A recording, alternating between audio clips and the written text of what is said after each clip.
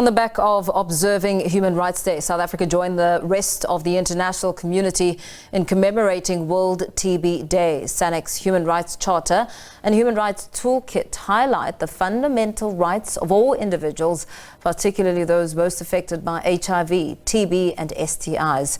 It calls for the elimination of stigma, discrimination and human rights violations that prevent people from accessing essential healthcare services.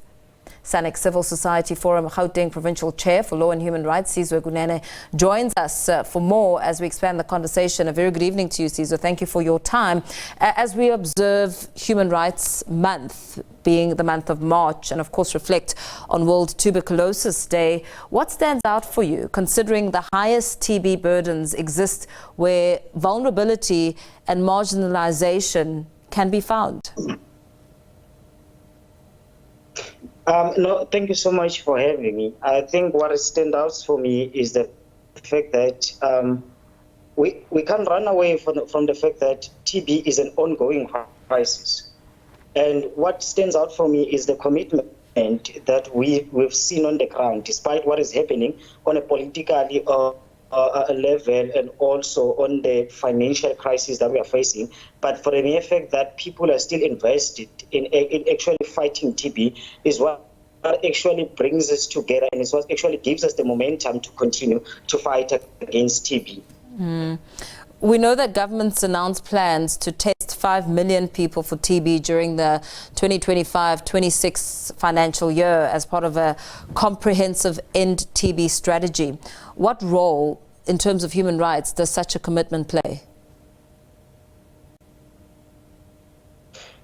I think when we just try to understand what we stand for as a human rights sector, of which is to ensure that everybody gets equal care, as also an equal rights. So whatever the commitment that is being made by the government, it actually amplify whatever that we are trying to push as a sector as well, so that we ensure that everybody is bring back to care and everybody actually access everything that is actually made for the public, and also trying to ensure that everybody is aware of these things, because what we have seen is that the people have moved, or actually people have lost the sense of agency for TB due to the fact that there hasn't been much done to make TB be popular and also to make TB be something that people worry about. I mean, if you can check, we used to have ads on TV that were speaking about TB as a crisis and all sort of those things. Nowadays, we don't have those things. So people no longer see TB as a sense of emergency.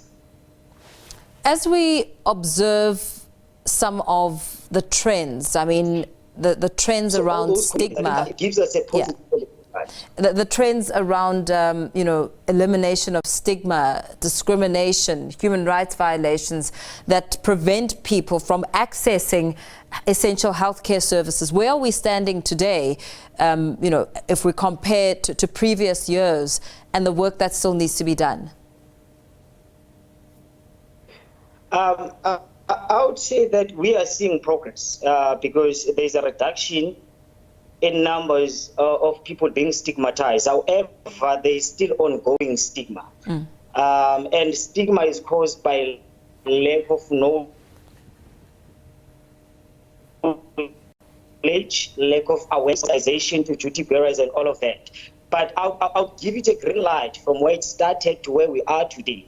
But also I would say that it is still a journey, because there are certain people who still believe that they won't get TB because they have never had somebody who has TB in their family and stuff like that, and also who don't even want to come front and test for TB. So it is still an ongoing issue, but it is something that we've actually worked on from the past leadership and the leadership that we've had within our civil society, so as in the government, because we've seen the reduction, but can only say that it is still there, and we still need to work harder in ensuring that we do away with the stigma that still exists.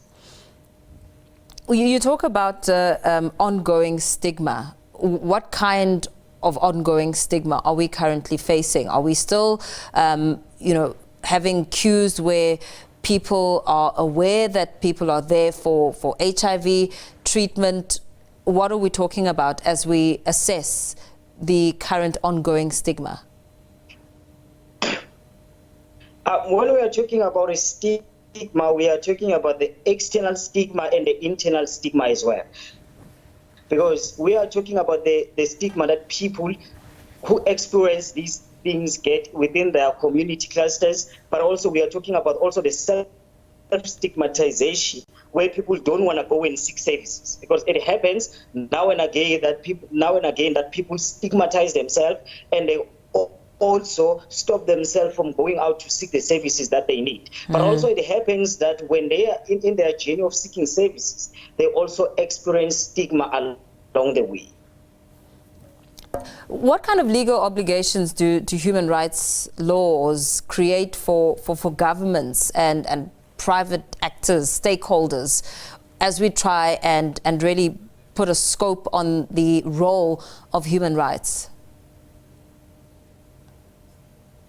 I mean, the superior law in South Africa is our constitution. So whatever that we say, we reiterate the constitution that already exists, but also we try by all means to also give out that oomph from our duty bearers, and also try to ensure that they still align their duties with their oath, because we believe that government-appointed authorities, even the workers in the government health space, they took an oath that they will serve our communities. So our job is to ensure that they do not break the oath that they took in trying to serve our communities. So our mandate is actually written within that to ensure that our constitution is not just another document that stays there, but it's a document that is lived by, especially by those who are duty bearers who offer services to the public. And what about accountability and access to remedies for rights violations? What does the law do in that regard? Law generally and initially is there to hold people accountable.